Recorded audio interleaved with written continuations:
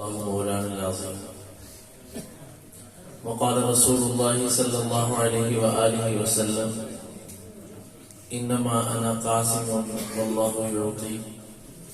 وقال رسول الله صلى الله عليه وسلم: إنما أنا قاسم وخازن والله يعطي. صدق رسول الله صلى الله عليه وسلم. استغفر الله ربي من كل ذنب وأتوب إليه. استغفر الله ربي من كل ذنب وأتوب إليه. استغفر الله الذي لا إله إلا هو الحي القيوم وأتوب إليه. سبحانك لا علم لنا إلا ما علمتنا إنك أنت العليم الحكيم. واجب التکریم علماء کرام، معزز تشریف لانے والے حضرات گرامی قدر، بزم حسان ضلع مظفر آباد کی یہ پر رونق اور پر بہار یہ مجلس چل رہی ہے، اور میرے لیے یہ بڑی سعادت کی بات ہے کہ مجھے رسول اللہ صلی اللہ علیہ وآلہ وسلم کی ذات عالی قدر کے متعلق کچھ کلمات کہنے کا موقع مل رہا ہے. مختصر وقت میں آپ کے سامنے چند باتیں عرض کرنے کی کوشش کروں گا. وقت کافی بیت چکا ہے، مہمان بھی ابھی کافی سارے باقی ہیں. دو باتیں آپ اپنے ذہن میں رکھیں. پہلی بات یہ ہے کہ اللہ جل جلالہ عظم والہ نے جو رسول ہمیں عطا فرمائے، جن کے دامن سے ہمیں وابستہ فرمایا، پوری کائنات میں اس کی مثال نہیں.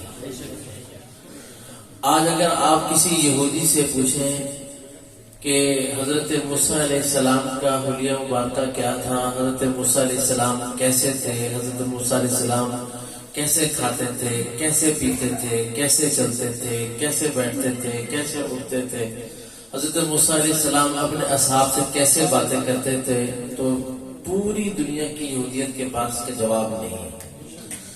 اور اگر آپ عیسائیوں کے پاس جائیں گے اور ان سے جا کر کے یہ کہیں گے کہ حضرت عیسیٰ علیہ السلام کا حلیہ بیان کر دو، ان کا کھانا پینا بیان کر دو، ان کا اٹھنا بیٹھنا بیان کر دو، تو ان کے پاس اس کا جواب نہیں. لیکن رسول اللہ صلی اللہ علیہ وسلم کے اصحاب کے پاس آپ آئیں گے تو وہ حضور نبی کریم صلی اللہ علیہ وسلم کے دنیا میں تشریف لانے سے لے کر دنیا سے جانے تک، اور آپ کے دنیا سے آنے سے پہلے کے بھی واقعات کھول کر آپ کے سامنے رکھ دیں گے. ایک ایک چیز موجود ہے. رسول اللہ صلی اللہ علیہ وسلم کے پیدا ہونے سے پہلے حالات کیسے تھے، آثار کیسے تھے، ہر چیز موجود. اور حضور علیہ السلام جب دنیا میں تشریف لائے تو کیسے حالات ہوئے، ہر چیز موجود. اللہ تعالیٰ نے رسول اللہ صلی اللہ علیہ وسلم کو معجزات عطا فرمائے، اور ایسے ایسے معجزات عطا فرمائے کہ جس کی مثال پوری دنیا کے اندر نہیں. صحیح بخاری شریف کی روایت میں آتا ہے کہ جس وقت میں اللہ کے حبیب نے چاند کو اشارہ کیا اور چاند دو ٹکڑے ہو گیا، تو صحابہ فرماتے ہیں، حضرت ابن مسعود رضی اللہ عنہ فرماتے ہیں کہ ہم نے غار ہرا پہاڑ کو دیکھا کہ چاند کا ایک ٹکڑا اس طرف آ گیا اور چاند کا دوسرا ٹکڑا دوسری طرف چلا گیا. ایسا کھلا ہوا معجزہ اللہ نے حضور علیہ السلام کو عطا فرمایا. اور اللہ نے ہمارے حضور علیہ السلام کو ایک معجزہ یہ عطا فرمایا کہ حضور علیہ السلام سفر میں تھے. صحابہ کرام نے عرض کیا کہ یا رسول اللہ پانی ختم ہو گیا، تو آپ نے فرمایا کہ وہ برتن لے کر آؤ کہ جس کے اندر پانی ہو. تو صحابہ کرام نے تلاش کیا، پانی نہیں مل رہا تھا. ایک چھوٹا سا برتن لایا گیا، اور اتنا چھوٹا برتن تھا کہ اس کے اندر آپ نے اپنی 4 انگلیاں مبارک ڈالنے لگے تو وہ 4 انگلیاں تنگ ہو گئی، اندر داخل نہیں ہو سکی. صحابی فرماتے ہیں کہ ابھی آپ کی انگلیاں اندر داخل ہو رہی تھی کہ اللہ تبارک و تعالیٰ نے ان انگلیوں سے پانی جاری فرما دیا، اور اس پانی سے پورے لشکر نے وضو بھی کیا، اپنے برتنوں کو بھی بھرا، اور اپنے جانوروں کو بھی پلایا، اور اپنی ہڈیوں میں بھی استعمال کیا. یعنی آپ پہاڑی علاقے میں رہتے ہیں چشمہ پہاڑ سے نکلتا ہے، پتھر سے نکلتا ہے، لیکن اللہ نے میرے نبی کی انگلیوں کو چشمہ بنا دیا۔ اور پھر اللہ کے نبی صلی اللہ علیہ وسلم کو اللہ نے معجزات عطا فرمائے۔ ایک معجزہ یہ عطا فرمایا کہ حضور علیہ السلام کے ہاتھ میں اللہ نے برکت رکھ دی کہ حضور علیہ السلام کے دسترخوان پر ایک آدمی کا کھانا 80 افراد کھا لیا کرتے تھے، 100 افراد کھا لیا کرتے تھے۔ اور پھر حضور صلی اللہ علیہ وسلم کے چہرے مبارکہ کا نقشہ صحابہ نے کھینچا۔ حضرت عقبہ ایک راوی ہیں، وہ فرماتے ہیں کہ میں نے دیکھا رسول اللہ صلی اللہ علیہ وسلم کو کہ آپ نے سرخ دھاری دار چادر لی ہوئی ہے اور آپ چاند کی چمک میں بیٹھے ہیں، تو میں کبھی چاند کو دیکھتا تھا اور کبھی آپ کو دیکھتا تھا۔ اللہ کی قسم میرے نبی کا چہرہ چاند سے کہیں زیادہ روشن تھا۔ نبی کریم صلی اللہ علیہ وآلہ وسلم نے ایک دن حجامہ لگوایا۔ بھائی توجہ ہے آپ کی؟ چونکہ میں خطیب نہیں ہوں، میری کوشش ہوگی کہ میں آپ کو حضور علیہ السلام کی چند باتیں احادیث سے سنا کر اپنی بات کو ختم کر دوں۔ ایک صحابی ہیں، انہوں نے حضور علیہ السلام کے حجامہ لگایا، ایک برتن میں آپ کا خون مبارک جمع کیا گیا۔ آپ نے ایک صحابی سے کہا کہ جاؤ اس کو پھینک آؤ، تو وہ صحابی باہر گئے اور پھر واپس آ گئے۔ آپ نے فرمایا کہ تم نے میرے خون کو کہاں ڈالا؟ کہا کہ یا رسول اللہ آپ کا خون تھا تو میری غیرت نے گوارا نہیں کیا کہ میں اس کو زمین پر ڈالوں، تو میں نے اس خون کو پی لیا، میں نے اس خون کو پی لیا۔ تو آپ نے فرمایا کہ جس کے خون میں میرا خون اکٹھا ہو گیا وہ خون جہنم میں کبھی نہیں جا سکتا۔ صحابہ فرماتے ہیں کہ اس صحابی کے بدن میں اتنی اللہ نے خوشبو بھر دی کہ وہ مدینہ کی جس گلی سے گزر جاتے تھے وہ گلی معطر ہو جایا کرتی تھی، اور یہ خوشبو ان کی 7 نسلوں میں رہی۔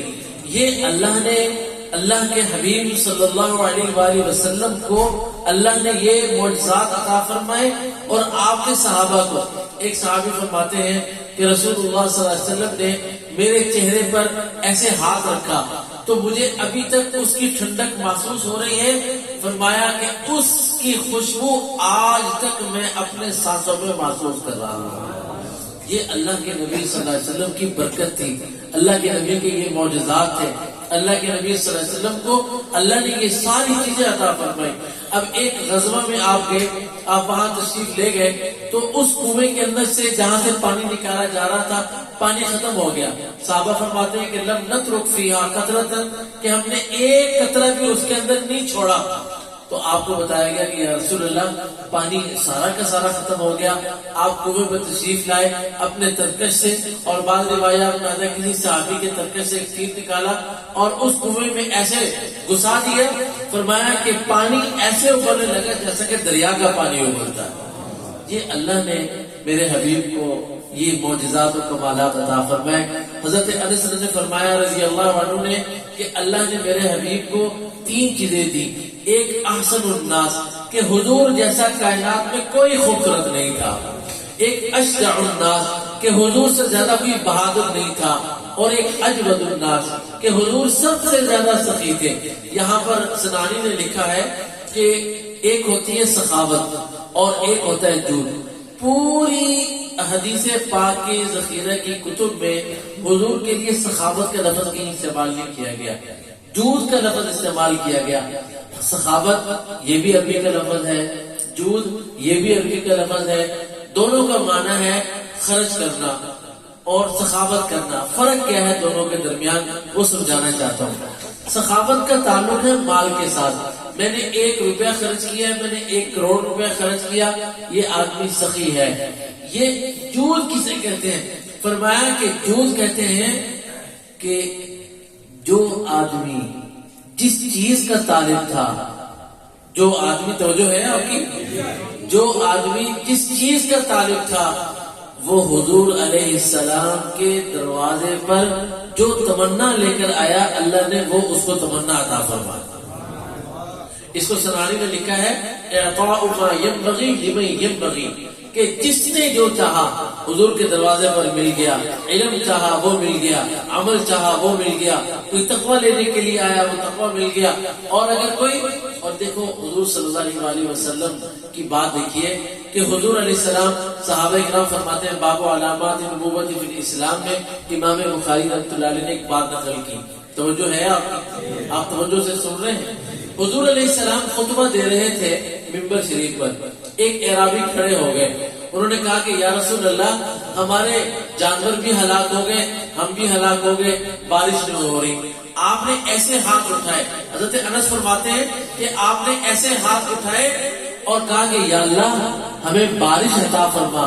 حضرت انس فرماتے ہیں قسم ہے اس ذات کی جس کے قبضے میں میری جان ہے، مدینہ کے اطراف میں بادل کا نام و نشان نہیں تھا، حضور نے بھی ہاتھ نیچے نہیں کیے، بارش برسنا شروع ہو گئی اور اتنی برسی کہ مسجد ٹپکنے لگی۔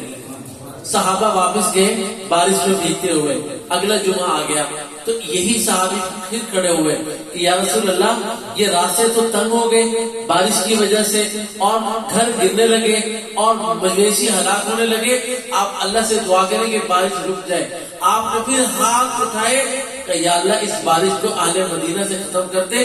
فرمایا کہ جو بادل تھے یکدم چھٹ گئے، ایسے لگا گویا کہ یہاں کبھی بادل تھے ہی نہیں۔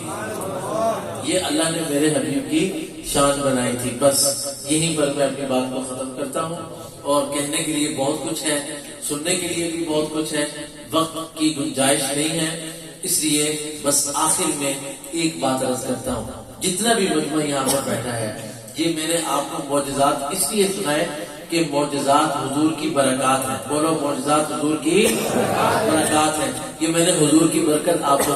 مجھے ایک دفعہ ایک طالب علم نے بڑا عجیب سوال کیا، وہ مجھے کہنے لگا کہ صحابہ کرام کو کوئی مسئلہ پیش آتا تھا تو صحابہ حضور علیہ السلام کی خدمت میں حاضر ہو جاتے اور مسئلہ حل ہو جاتا تھا، اب حضور علیہ السلام تو ہے نہیں تو ہم کس کے پاس جائیں؟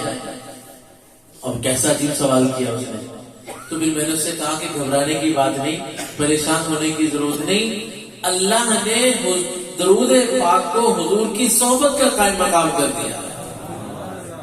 تو جو ہے یہ میری بات سمجھ آئی ہے، درود پاک کو بولو حضور کی صحبت کا قائم مقام کر دیا ہے۔